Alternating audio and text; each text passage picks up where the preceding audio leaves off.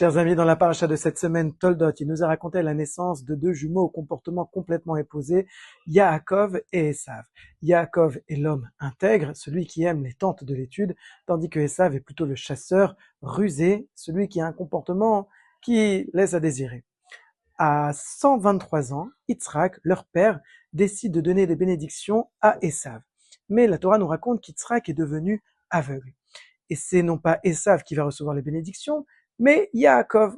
Par une sorte de ruse, il va faire croire que c'est Esav qui se présente devant Yitzhak, et en réalité, c'est lui Yaakov pour qu'il reçoive les bénédictions.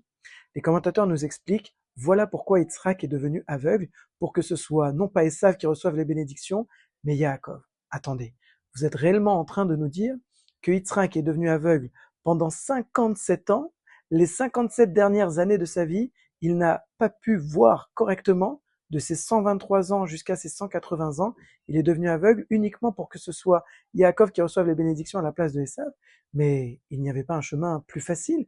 Pourquoi Dieu n'a tout simplement pas révélé à Yitzhak la vraie nature de Esav pour lui dire que ce n'est pas lui qui était apte à recevoir les bénédictions, mais son frère Yaakov? Pourquoi n'avoir pas dit tout simplement les choses? La réponse tient en deux mots. Le lashon hara, la mauvaise parole, la médisance.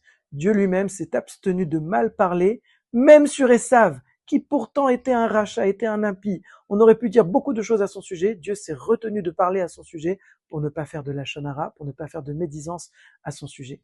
À plus forte raison, chacun d'entre nous doit faire très attention aux paroles qu'il dit à propos des autres. Combien la parole peut être positive, mais combien elle peut être aussi destructrice. À nous de faire attention à chaque mot que nous employons, toujours bien parler de chacun. Shabbat Shalom.